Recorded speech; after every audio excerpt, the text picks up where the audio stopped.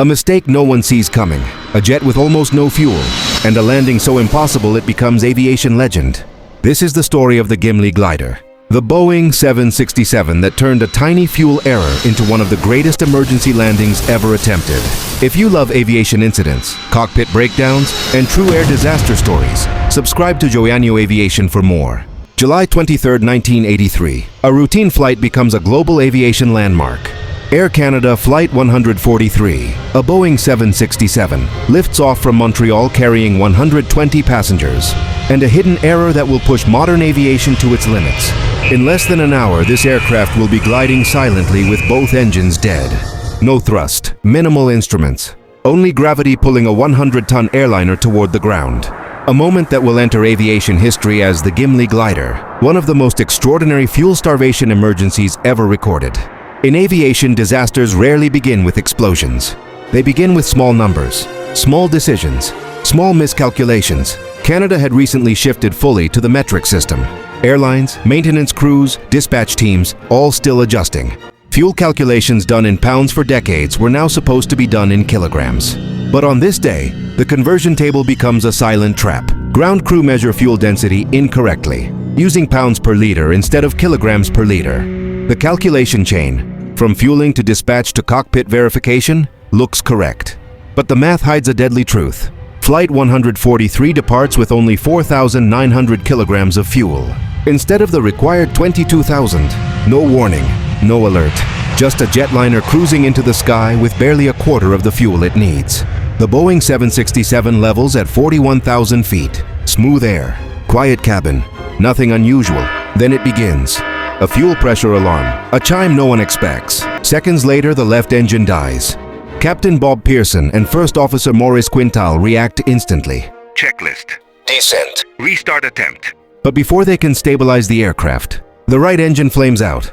The cockpit goes silent. Air Canada Flight 143 becomes a glider, a massive 100-ton airliner with no thrust, and only a small ram air turbine providing limited control. This is every pilot's nightmare. A complete dual-engine flameout at cruise altitude. They need a place to land, fast. Winnipeg is too far. The glide won't reach it. Then Quintal remembers an old Royal Canadian Air Force base. Gimli, a long runway, quiet, unused, or so he thinks. No radio confirmation, no ATC guidance, no guarantee the runway is even open. What they don't know is this. Gimli has been partly converted into a recreational area. On this very day, crowds gather for a go-kart event. Families, children, spectators, all standing near the runway where a silent Boeing 767 is now gliding toward them. As they approach Gimli, another problem appears. They are too high, too fast, too heavy. With no engines, they cannot extend the approach. They cannot go around.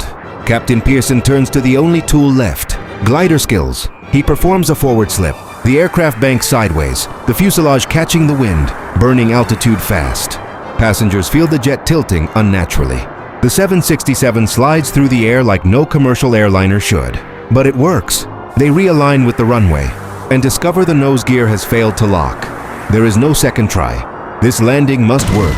The main gear slams onto the runway. Sparks erupt as the nose collapses, the aircraft grinding against the asphalt. The jet skids forward. Smoke trailing, metal screaming. People on the ground scatter. Go-karts stop. Families sprint. The 767 veers slightly, slows, and grinds to a halt. Silence. Then the cabin doors open. Passengers evacuate. A small fire near the nose is extinguished quickly. Against every expectation, no one is killed. What should have been a catastrophic fuel starvation crash becomes one of the most precise dead-stick landings in aviation history. The Gimli Glider becomes a legend, a case study in flight schools, safety seminars, and aviation documentaries for decades. A reminder that a simple fuel conversion error nearly brought down a modern jet, and how training, teamwork, and calm decision-making saved 120 lives. For more real aviation stories, extreme incident breakdowns, and cockpit-level explanations, subscribe to Joanyo Aviation, comment your thoughts, share the video, and hit like to support the channel.